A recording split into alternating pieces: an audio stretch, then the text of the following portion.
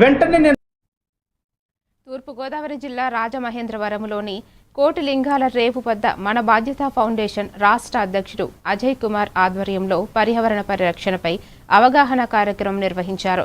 Plastic, ఇతర వ్యర్థాలను నదులు, డ్రైనేజీలు, రోడ్లపై వేయకుండా డస్ట్బిన్లలో వేయాలని ప్రజలకు పిలుపునిచ్చారు.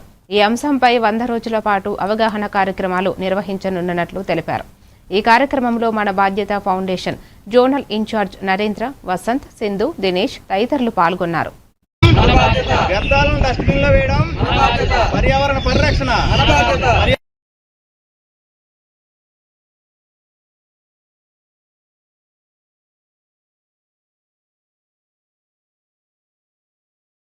నిరంతరం కార్యక్రమాలు పలు ప్రాంతాల్లో ఏర్పాటు చేస్తూ వస్తున్నాం.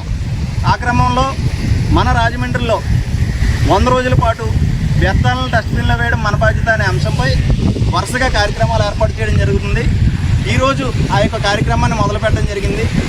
ఈ కార్యక్రమం మనం ఎందుకు చేసుకోవాలి అంటే, ఈరోజు మనమందరం కూడా తినేసిన వ్యర్థాలని, వినియోగించిన వ్యర్థాలని, ప్లాస్టిక్ వ్యర్థాలని ఎక్కడ పడితే అక్కడ పాడేస్తూ వస్తున్నాం.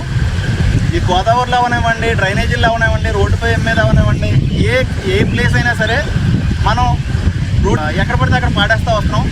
అలా పాడేయకుండా మనం వినియోగించిన వ్యర్థాలన్నింటినీ కూడా కేవలం డస్ట్బిన్లోనే పడేసినట్లయితే ఎక్కడ పడితే అక్కడ చెత్త పేరుకుపోయి ఉండడం అనేది జరగదు.